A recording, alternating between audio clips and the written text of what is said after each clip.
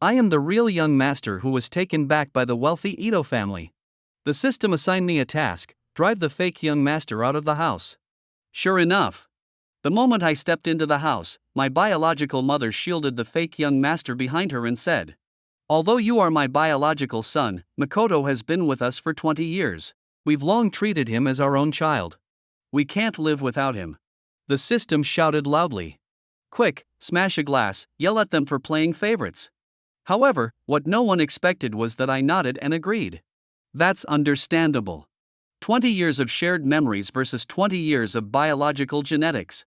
A rational choice would naturally lean toward memory. Emotions are accumulated assets. Genes are merely initial parameters. My biological mother was stunned. My fiancée, Willow, threw a bank card in front of me and sneered. "You broke loser. Take the money and get lost. Stop clinging to me." The system roared in anger. "Have some self-respect even if you're broke. Snap the card in half. Tear her apart. Tell her, don't underestimate a poor young man, fortunes rise and fall." But in the next second, I picked up the card, checked the signature on the back and said, "Reasonable enough. A union without emotional foundation is an inefficient partnership. Furthermore, the other party has voluntarily paid liquidated damages. A fine example of contractual integrity." My fiancé froze. The system glitched in confusion. "Host, I'm begging you. Can you go just a little crazy? The storyline is about to collapse." I replied. "My behavioral pattern conforms to the rational actor model. It's your script that's excessively melodramatic." Chapter 1. In the living room of the Ito family's old residence, the central air conditioning hummed quietly as it pumped out cool air. Yet I could still catch a faint, almost imperceptible scent of sanctimonious self-righteousness in the atmosphere. My biological mother, in the strict bloodline sense, Miss Sandra, was at this very moment shielding behind her the fake young master who had occupied 20 years of my life, Makoto Ito. Makoto's face was ashen, his lips pale, his body trembling slightly, like the last flicker of a candle in the wind ready to be snuffed out at any second. Sandra wept as she looked at me with a gaze tangled in guilt and distance. She said, "George, blood ties can't be severed. But Makoto has lived with us for 20 years, every little moment is carved into our hearts. We can't abandon him. I hope you can understand your mother's difficulty." Standing to the side, Ito father Paul Ito cleared his throat. He didn't voice any objection, which counted as tacit approval. The system in my mind instantly went into overdrive. "Host, you're going to swallow this. Get up. Point at their noses and call them blind and heartless. Flip the table, kick over the chairs, tell them that closeness and distance matter. You're the rightful heir." The electronic voice of the system buzzed so loudly that my temples throbbed. I raised a hand and pressed my brow. Under the tense and scrutinizing gazes of the three members of the Ito family, I calmly nodded. I said, "I understand. Completely." Makoto, who had just been putting on a pitiful act, froze on the spot. He looked at me in confusion, clearly not expecting my reaction to be so mild. Sandra was also stunned. You don't resent your mother?" I walked over to a single sofa and sat down, relaxed, as if attending a routine project meeting. I said, "This is entirely logical. Between 20 years of day and night companionship and a biological connection in the pure bloodline sense, if I put myself in your position, I would choose the former as well. Blood is a probabilistic natural bond while emotions are sunk costs verified over time. When making decisions, the latter carries more weight." I pointed at the watch on Makoto's wrist, then gestured to the sleeves of my own shirt washed to a faded white. "You've invested 20 years of emotional and material resources into him. That's equivalent to operating a mature project that has already entered a stable return phase. Now you're suddenly being asked to switch to an initial stage project. Path dependence and switching costs are inevitable. This is basic investment theory." "I understand." The living room fell into an eerie silence. Sandra's expression looked as though she had swallowed a walnut whole, shell and all. She seemed to want to argue, yet found herself unable to counter my phrasing. The system let out a despairing electronic buzz in my head. "Host, what nonsense are you spouting? You're supposed to fight. To seize. To stage a comeback." I ignored the system and turned to Makoto instead, my tone even. "Please, continue. Don't mind me. I've only just taken over this family project. I'm still familiarizing myself with the environment and procedures. Chapter 2. Makoto was undoubtedly an experienced strategic player. After a brief moment of shock, he swiftly adjusted his tactics. He stepped around Sandra and walked up to me with an apologetic expression, lowering himself deliberately as he extended his hand as if to shake mine. With a conciliatory smile, he said, "Brother, I'm sorry. It's all my fault. I took everything that should have belonged to you. If you're unhappy, I can leave."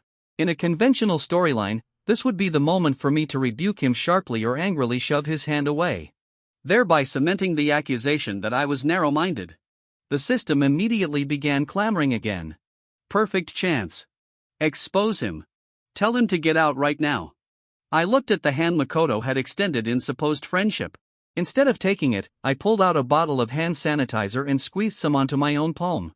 I said, "Don't put it that way. The property rights to this residence belong to Mr. Ito and Mother. From the perspective of property law, we are both temporary occupants here. There is no legal basis for concepts like taking or giving up." As I rubbed the sanitizer between my hands, I continued in the tone of someone analyzing a case study. "Moreover, where would you go if you left? You do not own independent real estate under your name. You lack sufficient social survival skills and a stable source of income. Renting would expose you to market risks and cost pressures, while staying in hotels is not a long-term solution. As a rational economic actor, remaining here maximizes your current utility. If I were in your position, I would make the same decision." Makoto's outstretched hand froze midair. His carefully designed tactic, retreating in order to advance, staging a self-sacrificing plea to evoke sympathy, was completely blocked by my calm dissection grounded in practical interests. The tragic drama of sacrificing himself for the sake of family was, in my framing, reduced to a pragmatic calculation for survival. Paul could no longer endure it. In a deep voice, he said, "George, watch how you speak. Makoto is your younger brother. What do you mean leave? This will always be his home." I immediately nodded, complying as smoothly as a subordinate receiving a clear directive. I said, "Understood, Mr. Ito. I comprehend that Makoto holds de facto permanent residency here. In that case, may I ask where my temporary workstation, no, my temporary room, has been arranged?" The formal Mr. Ito made Paul's brows knit together, his expression turning unpleasant. He said, "Have Butler Wu take you to the guest room." Chapter 3. Butler Wu was a stern-looking middle-aged man. The way he looked at me carried a barely perceptible scrutiny and a trace of condescension. Clearly, within this house, the direction of public sentiment was unmistakable. He led me to a room at the very end of the third-floor corridor. He said, "Young master, every room in this residence serves a specific purpose.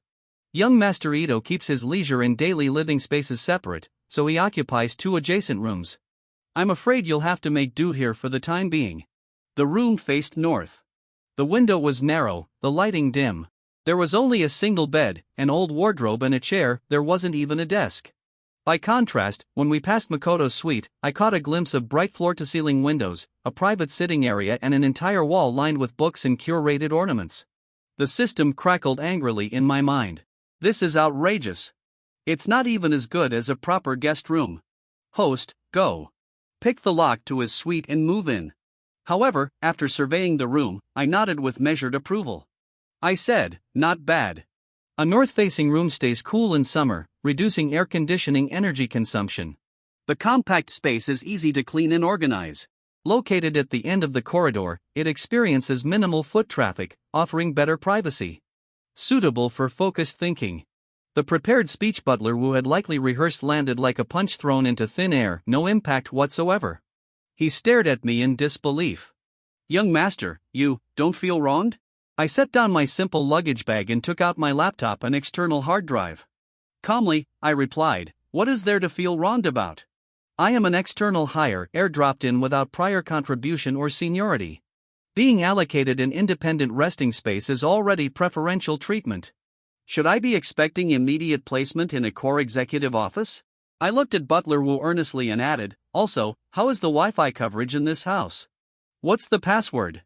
I require a stable internet connection to handle remote work." The corner of Butler Wu's mouth twitched. In the end, he recited a string of characters, then withdrew with an expression difficult to describe. I closed the door. The system was still chattering. "Where's your backbone? They're trampling on your dignity. I powered on my laptop, connected to the Wi-Fi, and quickly skimmed the future's market trends and pending tasks on several remote collaboration platforms. I said, "System, you are overly emotional. Dignity is an intrinsic value, it is not diminished by external conditions.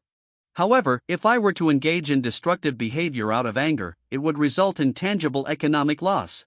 My current liquid funds amount to only 327 yuan and 40 cents. I cannot afford any fines or compensation." Chapter 4. By dinner time, the atmosphere at the long dining table was so stagnant that even the food felt hard to swallow. In an effort to display maternal affection, Sandra kept serving Makoto. "Makoto, you've gotten thinner lately. Eat more meat. No matter how busy you are, you can't skip meals." Makoto glanced at me, then shrugged as if helpless, smiling. "Thanks, Mom. You care about me the most. You should eat more too." Paul chimed in from time to time, asking about Makoto's work and daily routine.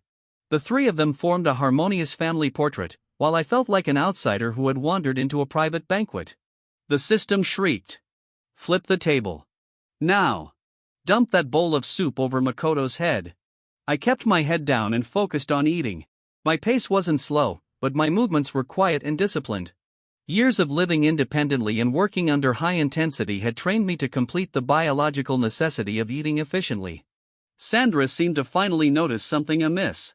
She picked up a portion of stir-fried asparagus and placed it into my bowl. "George, have some vegetables too. Don't just eat rice."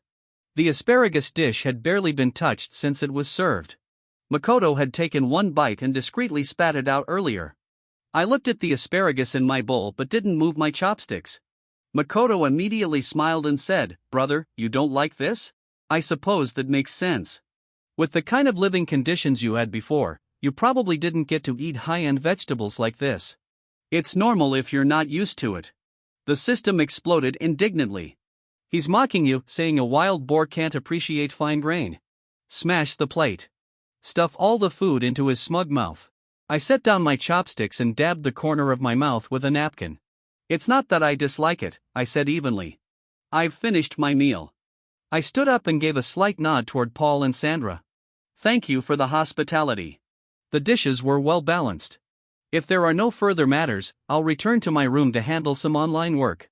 Paul blinked. "Work? You just came home.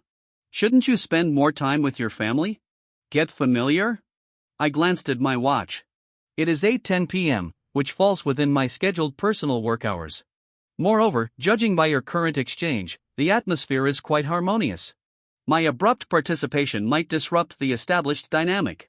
As a newly added member, maintaining appropriate boundaries is a matter of basic courtesy. With that, I turned and left the table, leaving the three of them staring at one another. Faintly, I heard Sandra mutter under her breath, "Why does this child feel like a machine running on preset programming? Not a trace of warmth." The corner of my lips shifted almost imperceptibly. "Warmth? That requires sustained emotional energy input. In the script you've already written, I am merely a newly inserted variable. Discussing heat is a luxury.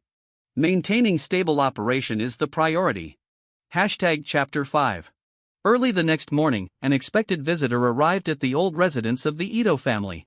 Willow, Makoto's fiancée and theoretically the woman who had originally been betrothed to me. The woman's outward conditions were indeed outstanding: graceful figure, refined temperament. Unfortunately, her eyes didn't look particularly intelligent. The moment she stepped into the living room, she ran into me just as I was about to head out. In reality, I was going to the municipal library to look up materials and enjoy the free air conditioning. Without a word, Willow pulled a bank card from her handbag and casually tossed it at my feet. The card hit the floor with a soft sound. She said, "There's 3 million in that account. Password 6/8. Take the money and disappear. I'm allergic to clueless small-town simps like you." She lifted her chin slightly, her tone dripping with disdain. Makoto stood at the staircase landing, the corner of his lips curling upward, satisfaction flashing in his eyes. The system grew so agitated its pitch shifted. "Have some self-respect even if you're broke. Snap the card in half. Tear her apart. Tell her, don't underestimate a poor young man, fortunes rise and fall." I bent down and picked up the bank card. I examined the card details, the issuing bank's logo, and silently memorized the card number. Then I took a portable receipt folder and a pen from the side pocket of my canvas bag. "Miss Liu, one moment please." I wrote quickly, tore off one copy and handed it to Willow. She accepted it reflexively, glanced down, and froze completely. "What is this?" she asked. "A receipt acknowledgement." I offered a professional smile. "Given that you have voluntarily paid compensation for the dissolution of our engagement, it is necessary to formalize the procedure to prevent any unnecessary financial disputes in the future. It states that I, George, have received from Ms. Willow the sum of 3 million yuan as compensation for terminating the engagement. From this point forward, the engagement is automatically dissolved, payments settled in full, and neither party shall pursue further claims." Willow stared at me as if I were some rare organism. You're actually accepting it?" "Of course," I replied, carefully placing the bank card into my inner pocket. "This is entirely reasonable. An engagement lacking emotional foundation is an inefficient contract. Termination constitutes a Pareto improvement. Moreover, the initiating party has voluntarily provided financial compensation, reducing my transaction costs.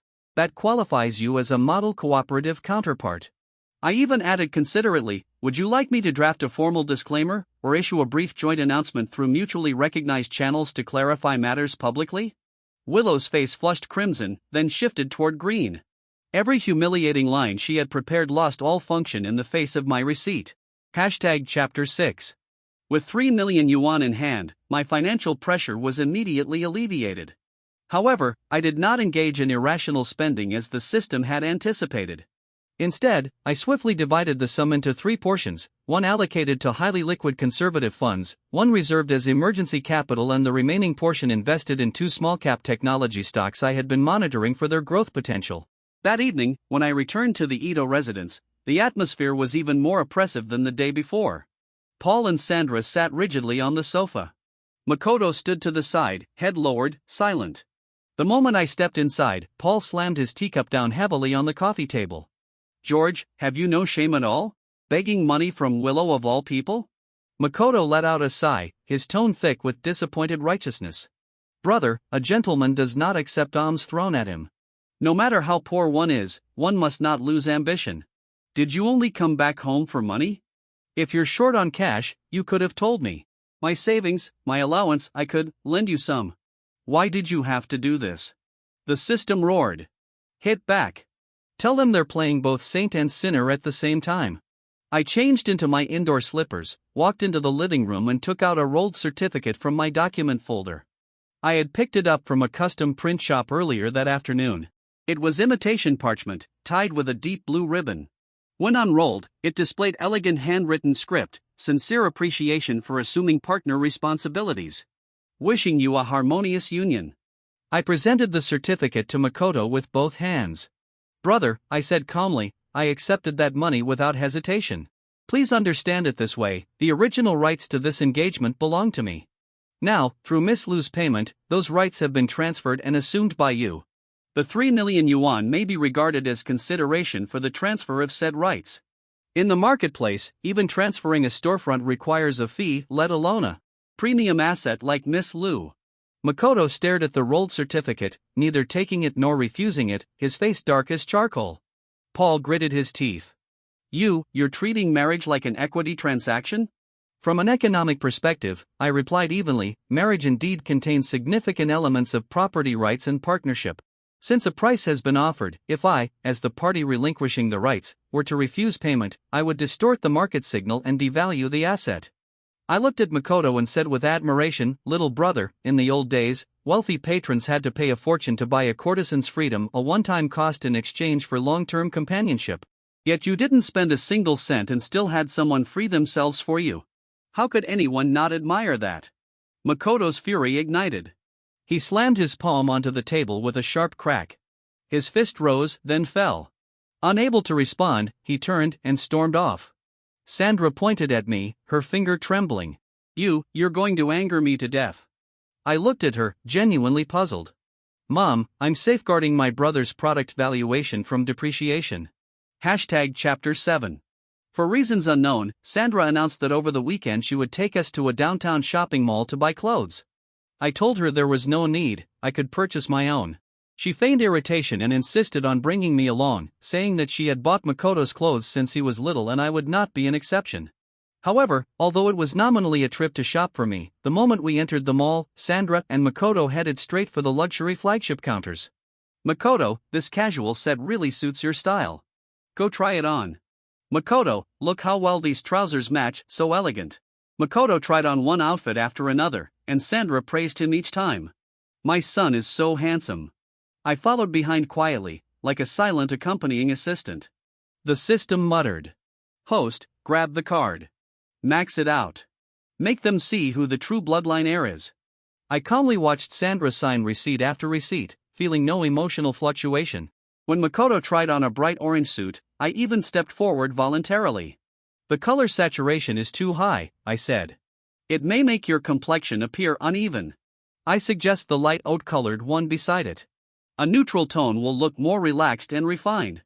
Makoto gave a cold laugh. "What scheme are you plotting now?" "This is for the sake of maintaining the overall image of the Ito family," I replied seriously. "Young Master Ito represents the face of our family. Your sartorial taste directly influences external evaluations of the Ito family's wealth and standing. As a member of the Ito household, I have a responsibility to offer optimization suggestions." Makoto nodded repeatedly, chin raised. That's right, that's right." He changed into the light oat-colored suit. The effect was remarkable. Even the sales associate smiled and said, "Sir, your advice is very professional." Sandra looked at Makoto's refreshed appearance. She had likely intended to belittle me deliberately, but instead, a trace of discomfort surfaced in her expression. Casually, she picked up a shirt from a pile of discounted items on a nearby promotional table and handed it to me. "George, what do you think of this one?" It was an off-season piece, dull in color and average in material. The system shouted. "Throw it back. Tell her you're above this." I accepted the shirt, felt the fabric and checked the care label. "No need to try it on," I said. "A basic design, versatile. Polyester fabric easy to machine wash and maintain with decent durability.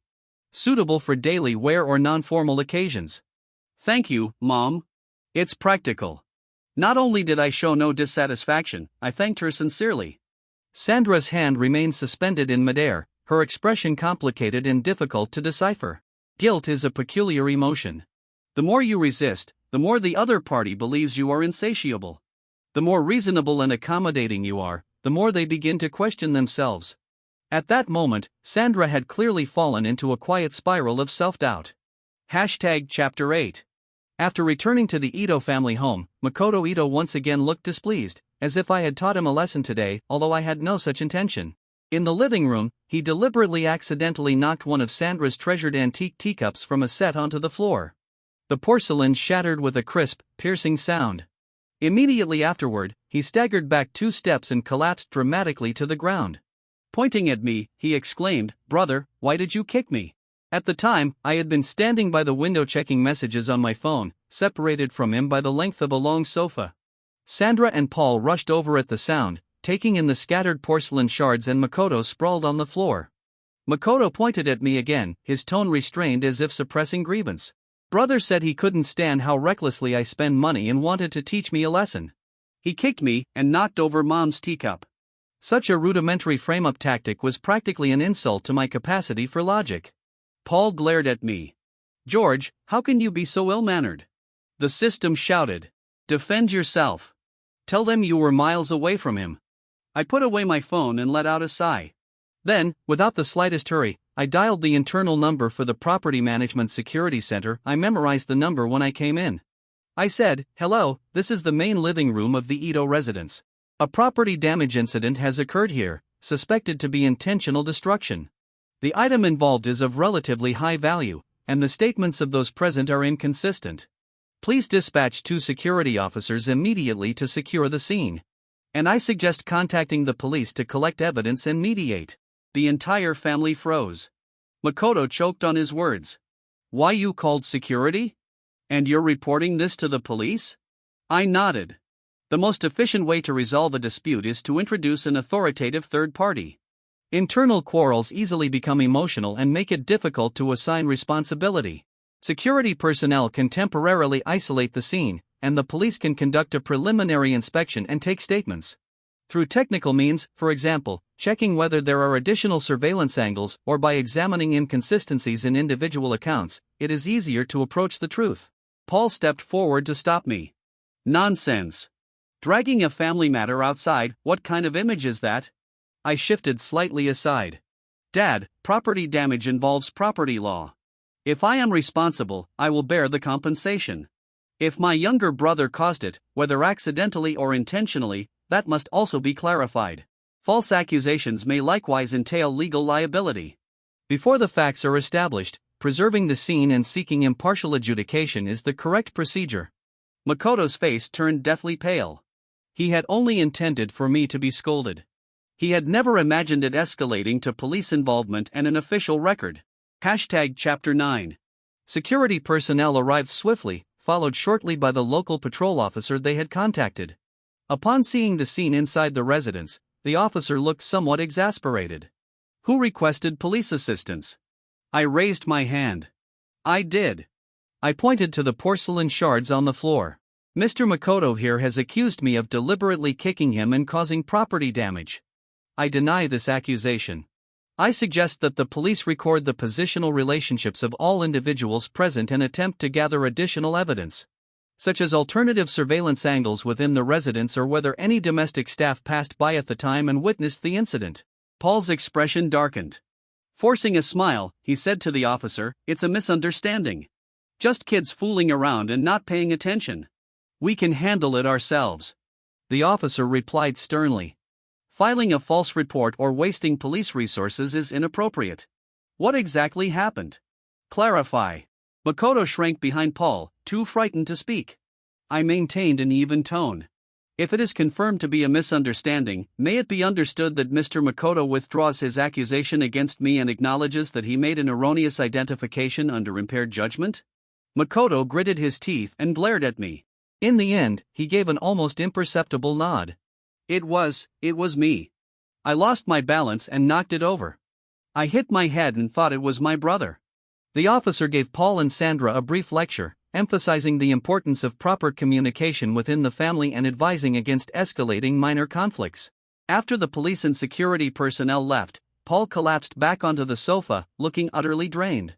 He pointed at me, his finger trembling. You unfilial son. Must you turn this house upside down?" I spread my hands, expressionless. "Dad, I'm helping my brother." If the habit of casually framing others is not corrected early, it may cause more severe credibility crises or even legal risks in future social interactions or business collaborations. I'm preventing larger problems before they arise. Use magic to defeat magic. Use process to restrain emotion. As I looked at the three members of the Ito family, their expressions as bitter as if they had swallowed a mouthful of unsweetened medicine, I experienced a distinct sense of efficient satisfaction. Chapter 10. After the police incident, a subtle sense of wariness developed among the three members of the Ito family toward me. They no longer provoked me easily. Whenever I appeared, the atmosphere would turn faintly cautious. But that did not mean hostilities had ceased. Makoto's birthday banquet was approaching. It was a major item on the Ito family's social calendar. Many prominent figures in the city would be invited. Sandra called me into the small study and handed me a garment bag. "George," she said, "the banquet is very important. Considering that you've just returned and aren't yet familiar with social occasions, for external introductions, we'll temporarily present you as a nephew of a longtime family friend staying with us. Can you accept that?" They feared my behavior might embarrass the Ito family and perhaps feared that Makoto might lose the spotlight on his own stage. The system immediately objected. "Refuse. Reveal your identity at the banquet. Let everyone know the rightful heir has returned." I accepted the garment bag. Inside was a suit of extremely simple cut and conspicuously cheap texture, essentially the same style worn by the household staff. It was perfectly suited for blending into the background. "I accept." "Completely," I replied without hesitation. "The identity of a family friend's nephew is excellent. Low social pressure, no responsibility as host, more freedom to observe and learn, and I can focus on sampling the cuisine. By the way, will the banquet catering be outsourced or prepared by the in-house chef? Any signature dishes?" Sandra's train of thought was derailed yet again. The lengthy speech she had prepared to console and persuade me was rendered entirely useless. She stared at me speechlessly. You only care about the food? One of the core functions of a social banquet is to provide catering services, I said matter-of-factly. And as a visiting nephew, my primary task is to experience the service, behave appropriately and avoid adding unnecessary burdens to the hosts. Clear role positioning improves overall event efficiency. Sandra looked at me for a long moment, as if reassessing something she could not quite articulate. Chapter 11. On the night of the banquet, the Ito residence garden and main hall shimmered with light and color. Makoto Ito wore a custom-made white suit, every inch the refined young heir, elegant and handsome. Willow was dressed in an exclusive designer gown, like a fairy under moonlight, receiving an endless stream of compliments. With Willow's arm looped through Makoto, the two appeared perfectly matched. As for me, I remained in the shadows between the terrace and the main hall, focused on a plate of exceptionally well-prepared chilled langoustines. The system lamented bitterly. Host, look at them basking in attention. And you're just standing here eating. Where's your fighting spirit? Fighting spirit requires energy input, I replied calmly. These langoustines are fresh and properly prepared, an excellent source of high-quality energy. I dipped one lightly in lemon juice, placed it in my mouth and nodded in approval. At that moment, a female voice tinged with arrogance and thinly veiled mockery cut in. Oh my, isn't this the nephew who took the money and disappeared? What's wrong, did 3 million run out so quickly that you had to come here to replenish? Willow approached with a glass of juice in hand, her face brimming with ridicule.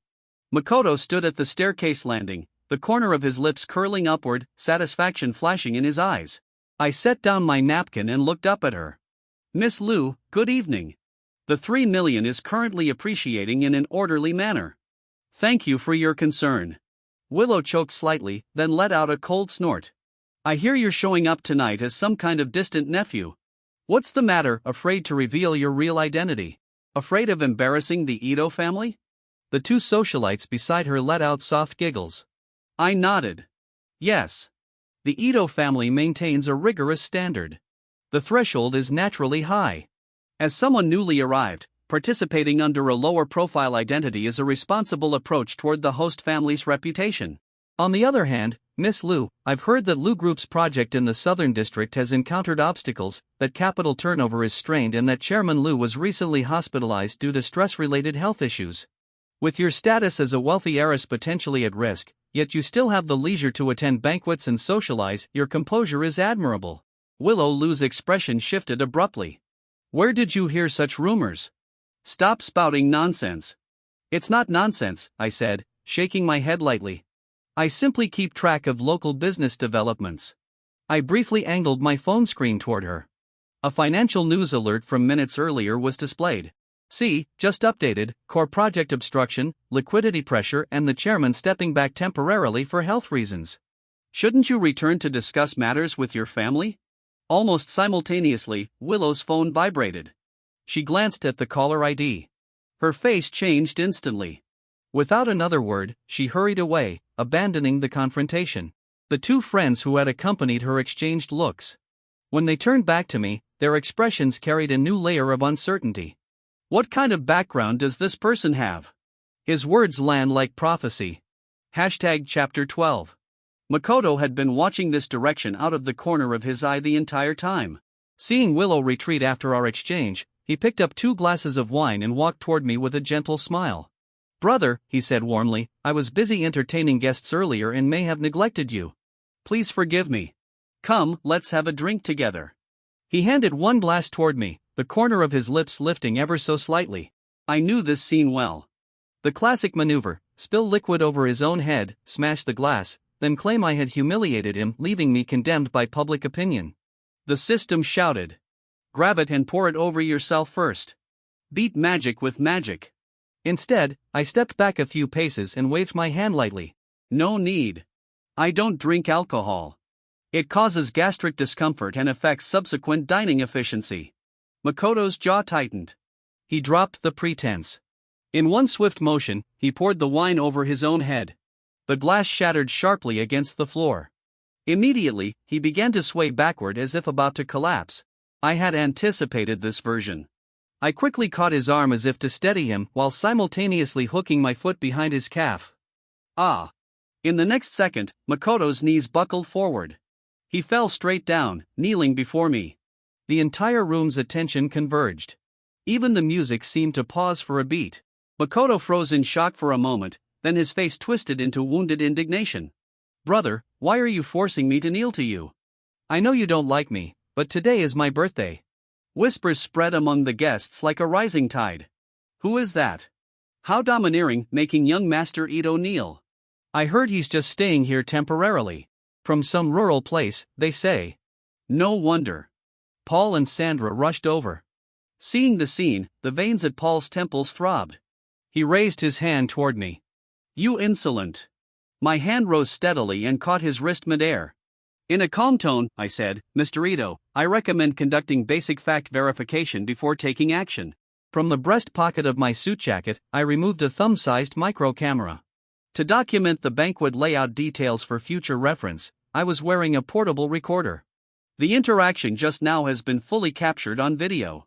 It clearly shows that Makoto poured the wine himself and subsequently lost balance and fell. At most, I attempted to help him and failed to support him in time. Under the doctrine of necessity, my instinctive reaction to assist was aimed at preventing greater personal injury. It constitutes a good faith rescue, objectively consistent with how a reasonable person would respond. There is no basis for fault. I gently shook the small device. Would you like me to connect it to the projection system and replay the key segment on site, so that the misunderstanding may be clarified? Makoto's accusations died instantly. Still kneeling, his face drained of color, whether from humiliation or fear, it was hard to tell. Paul's arm remained suspended midair, unable to advance or retreat. I smiled faintly and addressed the room. Ladies and gentlemen, even a temporary guest is entitled to basic dignity and reputation rights. Those who just voiced accusations, would you care to offer an apology for your misjudgment? Or shall we discuss the legal elements of defamation in a more formal setting? Silence. This was no unsophisticated country bumpkin. This was a walking archive of evidence and a portable legal advisor. Chapter 13. The birthday banquet ended in haste. Makoto became the newest topic of gossip within elite circles. Not only had he fallen publicly in disgrace, but his attempt to frame someone had been countered on the spot with video evidence. A heavy, oppressive atmosphere settled over the Ito residence. Late that night, there was a gentle knock on my door. Sandra entered. Her eyes were swollen and red, she had clearly been crying. She sat on the chair beside my bed and looked at me. I was reviewing materials on my tablet, an analytical report on consumption patterns among urban young adults living alone. Her voice was hoarse as she spoke. George, do you hate us? Hate us for favoring him? Hate us for making you suffer? I set down my tablet. Miss Sandra, hatred is a high-energy negative emotion. It is detrimental to both physical health and rational decision-making. I harbor no hatred toward you. Only cognition based on biological facts and legal relationships. Sandra pressed a hand to her chest, as if my answer made her feel even worse. She said, Why do you always speak like you're presenting a report? We are your family, your father and mother. Why can't we be like a normal family?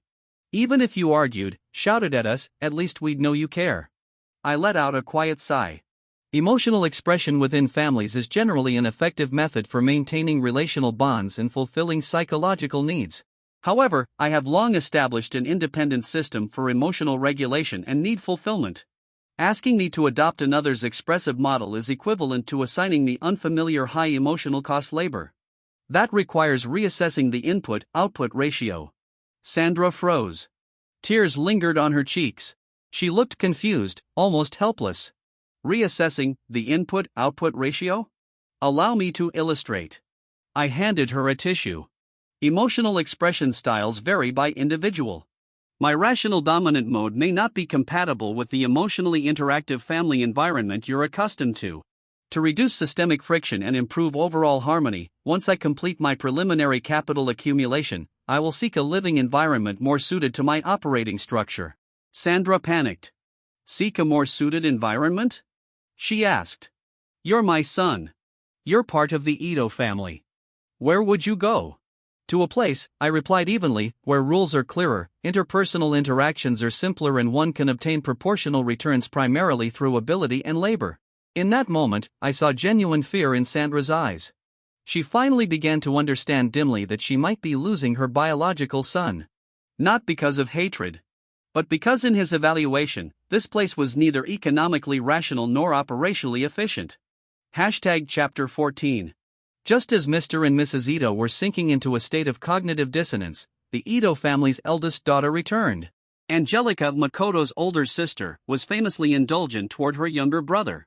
Financial News had even reported that last year she had diverted funds from her husband's company to buy Makoto a luxury car, which ultimately led to her divorce.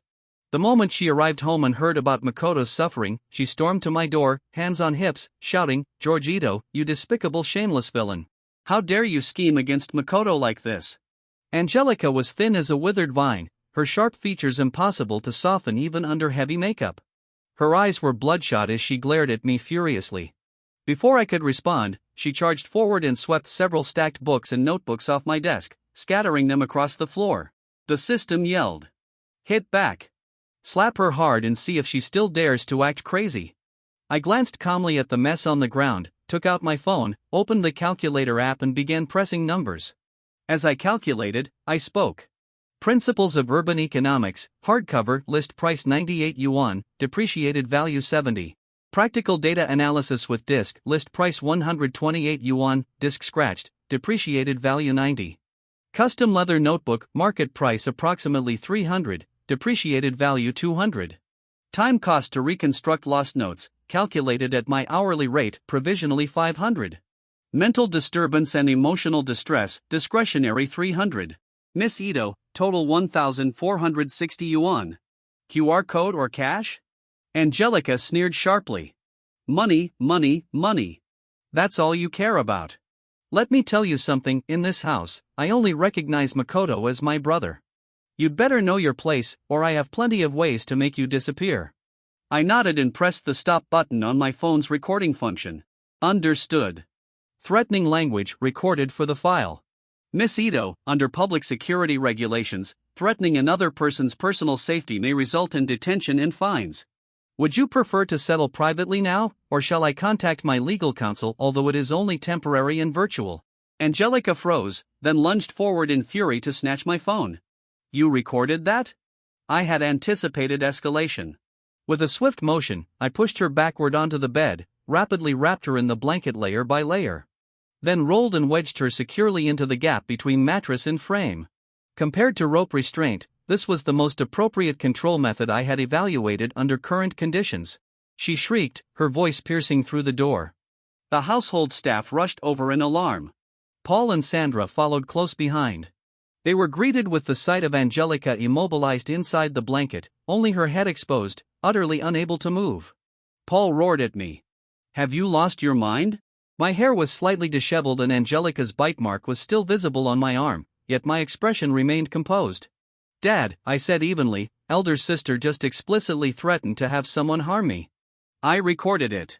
Would you like to review the audio?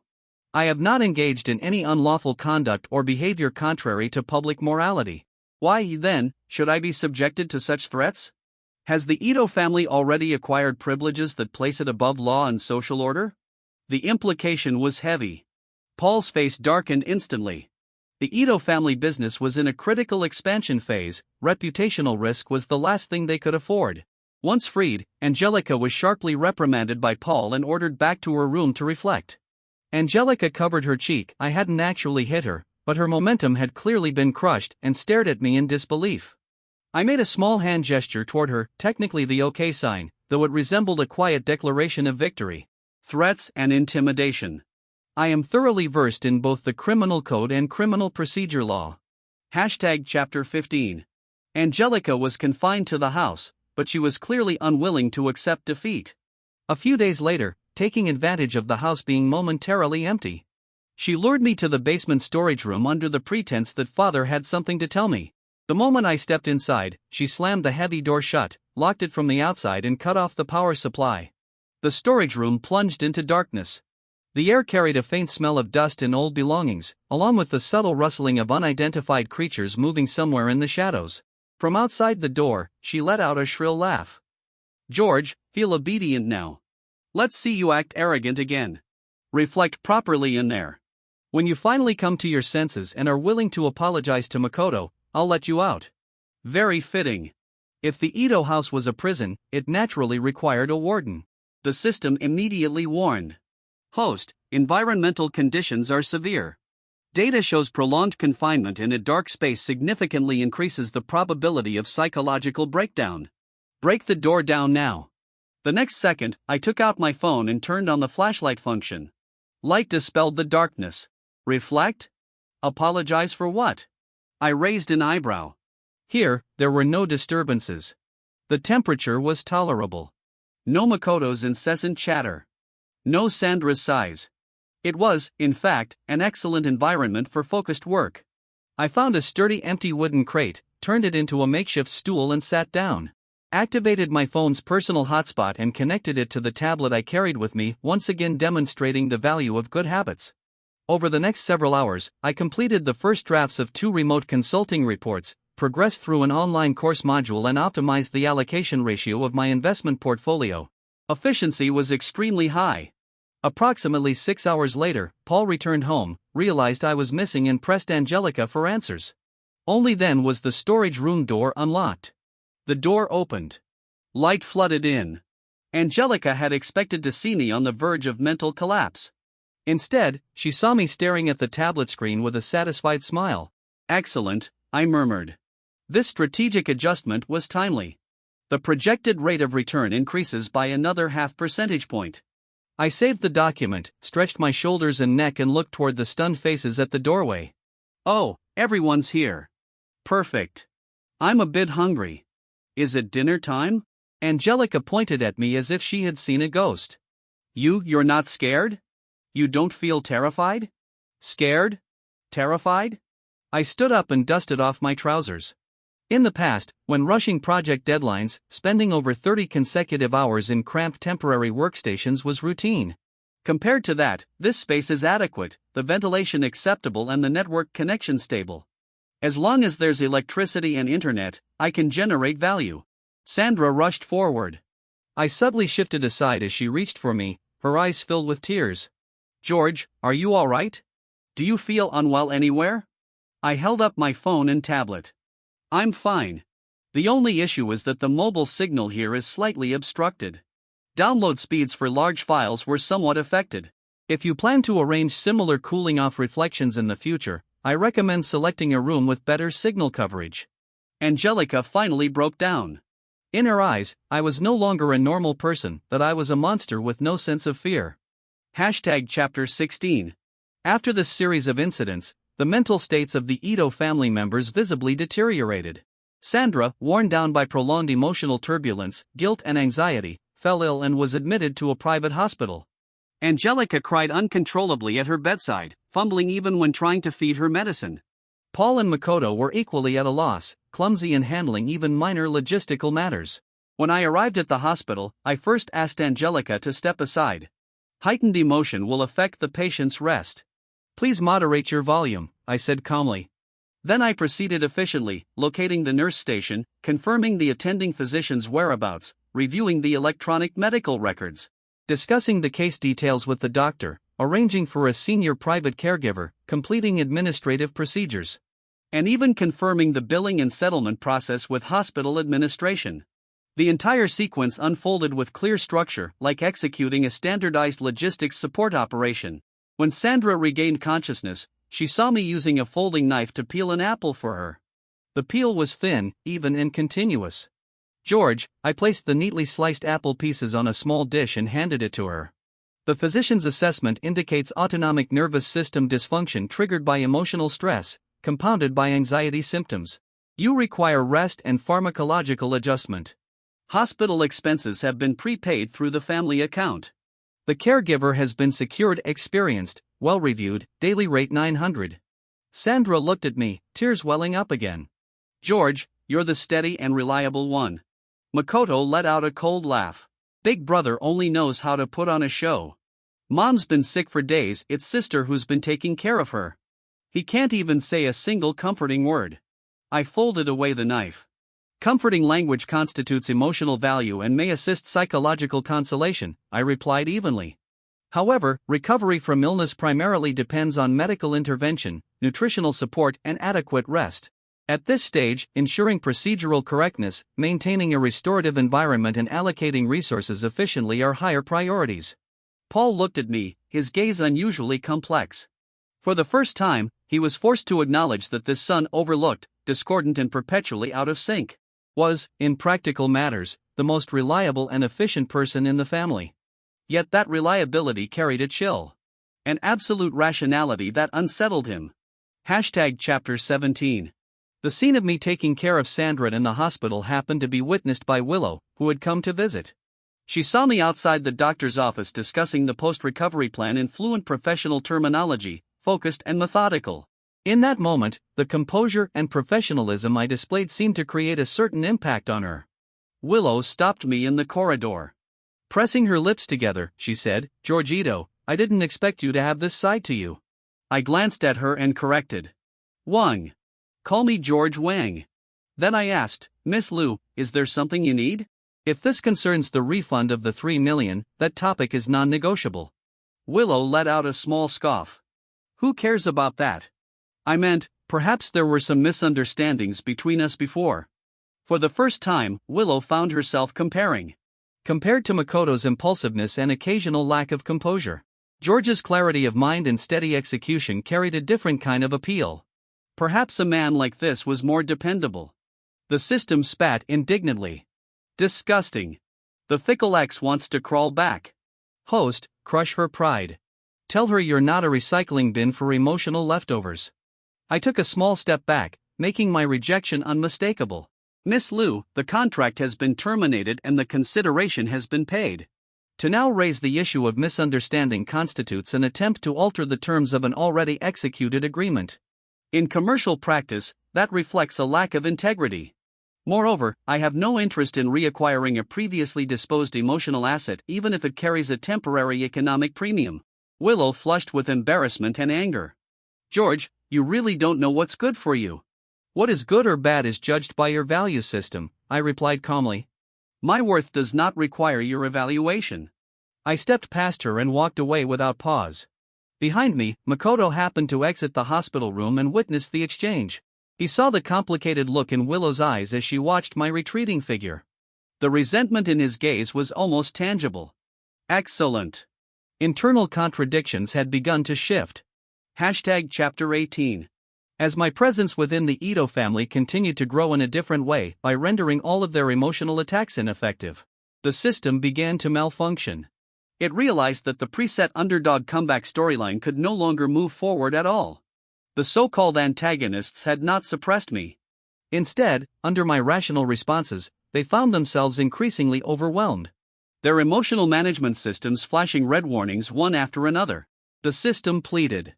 "Host, I beg you, could you at least display a trace of normal human emotion? The world line deviation has reached 95%. If this continues, the underlying narrative structure will require reconstruction."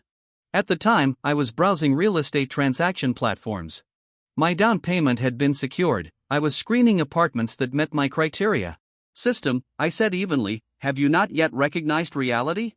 The foundation of this world's operation is not the emotional drama you designed, but resource allocation and rational choice. As long as I possess sufficient capital and problem-solving capacity, narrative control rests in my hands." The system emitted a burst of static, then fell silent. Moments later, its tone shifted to something flatter and more stable. Core logical framework of host confirmed stable. System compatibility adjustment in progress. Upgrading to rational operations assistance system. I allowed myself a faint smile. Precisely. Timely strategic adjustment is the optimal solution. Chapter 19. Makoto could no longer restrain himself. He noticed that Willow had grown increasingly distant toward him, yet kept indirectly inquiring about me. So he resorted to what he considered his ultimate tactic. He drugged her. Until Willow became pregnant, she believed their physical encounter had been nothing more than an alcohol-induced accident. With matters having escalated this far, and mindful of both families' reputations and public scrutiny, the wedding date was hastily finalized. During the wedding preparations, Makoto deliberately sought me out to boast. "Brother," he said smugly, "no matter how flawlessly you calculate, I'm the ultimate winner. Willow is carrying my child. I'm the true future heir of the Ito family. I was reviewing the finalized design blueprints of my new apartment. Looking at Makoto's triumphant expression, I found it absurd. Congratulations, I said calmly. Wishing you a harmonious union and a lifetime partnership without dissolution. He frowned. You're not upset? Not even a little? You don't hate me at all? I smiled. Why would I hate someone who has taken over a problematic contract? I replied.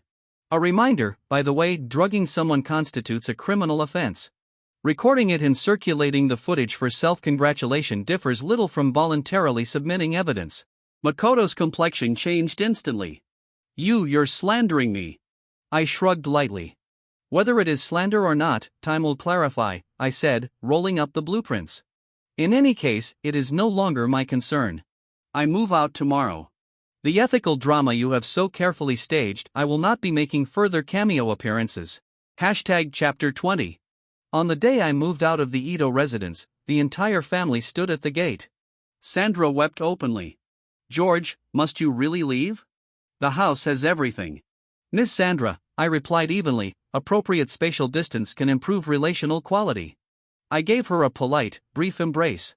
In the future, I will visit periodically as a guest, bringing gifts and observing proper social etiquette. Paul Ito handed me a thick envelope.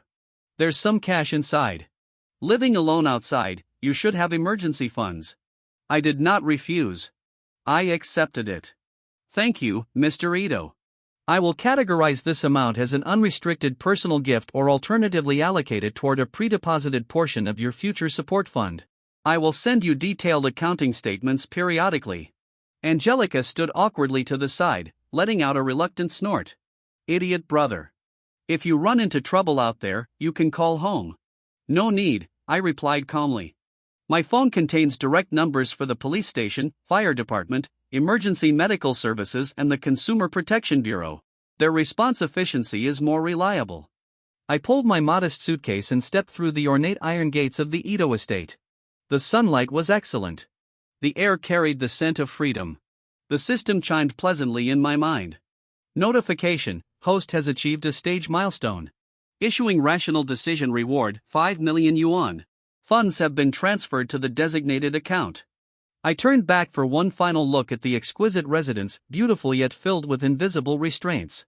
Farewell to the confusion of true and false heir identities. From this day forward, I am George, an independent individual with my own property, stable cash flow, a well-structured emotional management system and a coherent logical framework. As for Makoto and Willow, it is said that on the wedding day, Willow received anonymously the very video Makoto had circulated within his group chats. She immediately reported it to the authorities. Law enforcement arrived at the venue and escorted a triumphant Makoto away on the spot. The Ito and Liu families fell out completely, cooperative ventures collapsed, and both sides suffered reputational consequences within the industry. But those developments belong to side stories that no longer concern me. After all, in my contact list, they have already been categorized under no further interaction required. That is entirely reasonable. Low efficiency, or worse, negative yield relationships are best liquidated promptly.